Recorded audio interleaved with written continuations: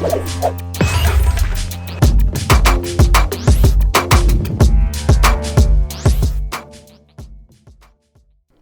guys, in this video I'm going to show you mass dragon raid at Town Hall 8 that can be used in war. Now usually when people use mass dragons, they tend to sort of dump them in a bit of a line or a bit of a clump, save the rage for the air defence and then sort of let them do their own business. But sometimes you can come across a base that's been specifically designed to make dragons go around the edge.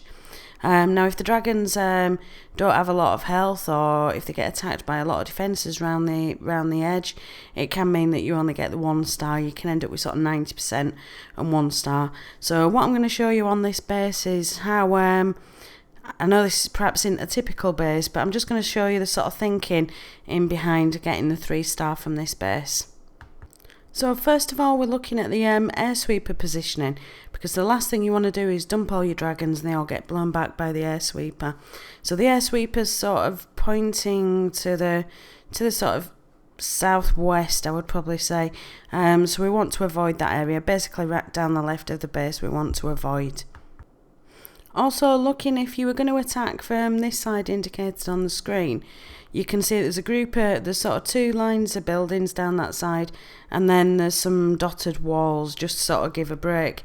And the reason that they've designed the base like this is because once your dragons have destroyed those outer buildings, the closest buildings to the dragon is probably going to be around the edge, and that's the way your dragons are going to go. So if you attack from this side, your dragons are going to go out around the edges, so we want to avoid that side as well. So around this kind of top edge here that's just highlighted, if we were to put our dragons in a line here, what they'd probably tend to do is follow the buildings around the edge. You can see that the buildings are all quite close together, so some may head towards the inside, but probably quite a lot of them will go around the edge, so it's probably not a good idea to do that either. So what we're going to try and do is, these buildings that are going around the outside of the base, we're going to try and break that sort of connection up between the sort of circle of buildings, if you like, if that kind of makes sense. So you can see on the screen there's 2 red circles highlighting 2 areas, and what we're going to do is we're going to drop a dragon or 2 in those areas and just let them take out those couple of buildings, and then that should break the chain in the buildings around the outside of the base, so that when we drop the rest of our dragons sort of between the 2 red circles, that they're going to go in and go straight for the town hall. What we're going to do is when the dragons go in, we're going to save us rage spells till they get near in range of the air defence. So when we're doing this, we had a look at sort of the range of the arch tower that's there, and tried to drop the dragons outside of the range of the arch tower, just so that they could freely take out those buildings and sort of break the chain really. And this will work on a lot of bases that are designed to be sort of path your dragons around the outside of the base.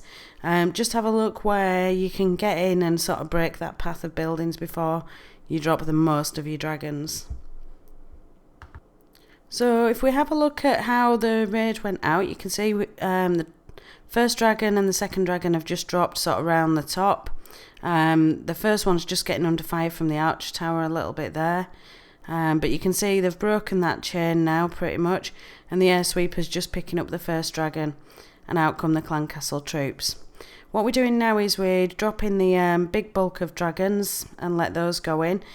Sometimes as well you can use the clan castle to your advantage, because when the dragons do trigger that, quite often it does pull them in further into the base, so that can be quite good. So you can see that air sweeper's just pushing some of the dragons back, so we're just using the rage to get over that and get the first air defence down. And you can see there, we just put the second rage down, and there's a dragon on the town hall there. So some dragons have gone slightly off to the left, they've got a bit distracted, but we've still got quite a few in the core. Now unfortunately at this point the dragons decided to go for the mortar instead of the air defence, so they're just going out round the outside.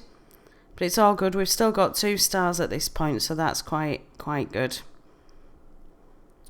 When I say we, this is a friend of mine that was attacking on this base, but I did help her with some of the strategy. She is kind of new to the game.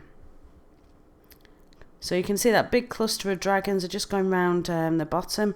You can see right at the sort of left hand corner there is a dark elixir drill there as well.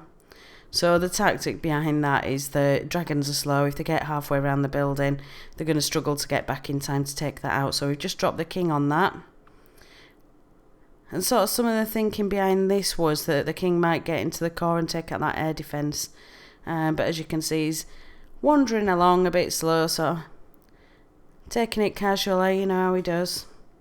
But the air defence has actually gone down now. This was just pre-update, so you can see that the king is whacking a wall to get into a compartment with no buildings in it. Which hopefully, now we've had the update, that should be fixed. So you see we've just got 3 dragons left now, and the only defence that can harm them is the arch tower. So that dragon's just locked onto the arch tower now, which is just about to go down. We're just using the king's ability just because of time, really. So you can see the last few buildings are going down. And that's your 3-star there.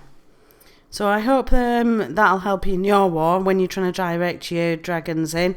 It is quite a common thing that they do go around the outside and people get really annoyed. But similar to most troops really, you've got to make a path for them to go where you want them to go. If you drop, for example, if you drop Peckers a bit too late and there's no building inside for them to lock onto, they're going to lock onto a building around the outside. So you've just got to try and eliminate that a bit. So I hope that's useful for you, and I'll see you soon with another new video.